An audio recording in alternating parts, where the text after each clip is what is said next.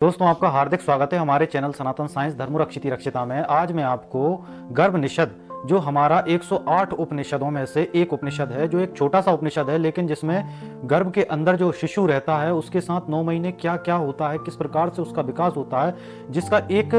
Detailed रूप में, जिसका एक पूर्ण उल्लेख किया गया है कि कैसे कैसे उसका विकास होता है। जब साइंस बनी भी नहीं थी, साइंस की किसी प्रकार से उत्पत्ति नहीं हुई थी, तब उस टाइम पे भी महर्षि पिपलाद के द्वारा ये गर्भ उपनिषद लिखा गया। और उसके अंदर सबसे पहले शिशु के साथ क्या होता है, उसके बाद क्या होता है, किस प्रकार से उसका विकास होता है, इसका एक बहुत ही उल्लेखनीय और एक अद्भुत तरीके से वर्णन किया गया है, जो आज की साइंस में जिस प्रकार से व्याख्या की जाती है और उसमें उसकी जब हम कंपेयर करते हैं उस उपनिषद के साथ, तो हम पाते हैं कि बिल्कुल हूबहू वही चीजें लिखी हुई हैं, वही चीजें डिस्कवर आज हुई हैं, वो सेम महर्षि पिपलाद द्वारा लिख दी गई हैं। अच्छा, मैं आपको गर्भ उपनिषद का एक छोटा सा हिस्सा बताने जा रहा हूं। यदि आप डिमांड करेंगे, यदि आप कमेंट बॉक्स में मुझे ये बोलेंगे कि मैं उसके ऊपर पूरी एक डिटेल्ड वीडियो बनाऊं, तो मैं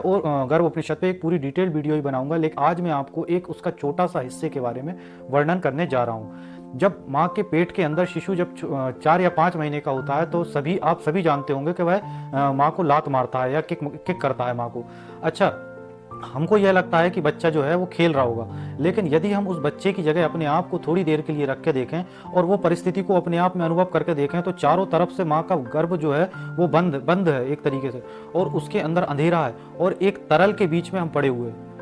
और जब ये स्थिति हम एक अनुभव भी करते हैं, तब भी हम थोड़ा सा डर जाते हैं। और उस स्थिति में एक बच्चा 9 महीने निकालता है, उसको असहनीय घबराहट होती है उसको। और जब माँ यदि तीखा या खट्टा खाती है, तब उसको असहनीय पीड़ा होती है। उस शिशु के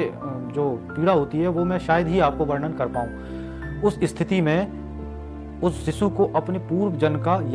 जन्म का याद आता है, और उस टाइम पे वो चित्कार करके भगवान को बुलाता है, भगवान को बोलता है कि भगवान, यहाँ पे मुझे असहनीय पीड़ा है, यहाँ पे मुझे छोटे छोटे जीव जंतु काट रहे हैं, और माँ यदि तीखा या खट्टा खाती है तो मुझे असहनीय पीड़ा होती है, मैं यहाँ बंद हूँ, यहाँ फंसा हुआ हूँ, हे भगवान मुझे यहाँ से निकाल दो। तो उसको वो संस्कृत में बोलता है कि पुनरपि जननम पुनरपि मरणम और पुनरपि जननी जठरे सहनम, यह संसारे बहु दुस्तारे कृपा उपारे पाही मुरारे। वो भगवान मुरारी को पुकारता है और कहता है, भगवान यहाँ से मुझे निकाल दो। वो कहता है कि बार बार मेरा जन्म हो रहा है, पुनरपि जननम, और बार बार मेरा मरण हो रहा है, पुनरपि मरणम, और पुनरपि जननी जठरे सहनम, बार बार मैं अपनी माँ के गर्भ में वास करना पड़ रहा है मुझे। चाहे वो माँ कोई भी हो, चाहे किसी भी योनि की माँ हो, या फिर गाय हो, भैंस हो, या कोई भी जीव जंतु हो, या इंसान हो, या कोई भी हो, तो उसके अंदर मुझे निवास करना पड़ रहा है, और यहाँ मुझे असहनीय पीड़ा है। और यह संसारे बहु दुस्तारे कृपा उपारे पाई मुरारे, यह संसार बड़ा दुष्कर है इसको पार पाना, और मैं यहाँ असहनीय तकलीफ में हूँ, बार बार जो ये पीड़ाएं हो रही हैं इसको पार पाना बड़ा कठिन है, ये भगवान मुझे इस संसार से पार उतार दो। तब भगवान उसको अपने पूर्व जन्म की बातों को याद दिलाते हैं और उससे कहते हैं कि जब तू पिछली बार गर्भ में आया था माँ के, तब भी तूने यही बात बोली थी कि भगवान, मैं इस बार जब निकलूंगा यहाँ से तो मैं इतना भजन करूंगा, इस गर्भ से निकलने के बाद जब मेरा जन्म हो जाएगा तो मैं आपका इतना भजन करूंगा कि मैं आपसे वादा करता हूँ कि मैं वापस से इस गर्भ में नहीं आऊंगा, मैं आपके धाम चला जाऊंगा। लेकिन तू जैसे ही गर्भ से बाहर निकलता है तो तू भूल जाता है। तो बच्चा कह रहा है कि भगवान, मैं क्या करूं, मैं जैसे ही बाहर निकलता हूं तो आपकी माया इतनी प्रबल है कि मुझे सब भुला देती है। तब भगवान कह रहे हैं कि मैंने गुरुओं के द्वारा और अपने धर्म शास्त्रों के द्वारा मैं तुझे रास्ता दिखाऊंगा, उस शास्त्रों और धर्म को आधार बना के तू मेरा भजन करना और इस संसार से तू पार उतर जाना। तो जिसको वो संस्कृत में बोल रहे हैं कि भज गोविंदम गोविंदम भज मूढ़मते, यह संसारे बहु दुस्तारे नहीं हो पाए बिन तरने, कि मेरे भजन के अलावा कोई दूसरा रास्ता नहीं है इस संसार को पार पाने का, अन्यथा तू इन्हीं योनियों में भटकता रहेगा, बार बार तेरा जन्म होगा, बार बार तेरा मरण होगा। इसलिए मैं आप सभी से यह निवेदन करना चाहता हूँ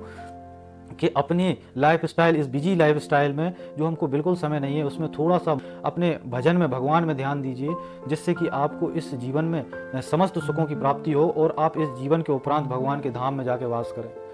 और यदि आप चाहते हैं कि मैं इसकी डिटेल्ड वीडियो बनाऊं मैं, तो आप उसके लिए मुझे कमेंट करें, शेयर करें और प्लीज़ सब्सक्राइब करें, जिससे मुझे प्रोत्साहन मिले और मैं उसके ऊपर रिसर्च करके आपको बढ़िया जानकारी उस शिशु के बारे में जो हमारे शास्त्रों में वर्णित है, जो गर्भ उपनिषद में वर्णित है, जिसको महर्षि पिपलाद द्वारा बताया गया है, उसको मैं अच्छे से आपको डिफाइन कर पाऊँ। इसी के साथ धन्यवाद। जय श्री राम।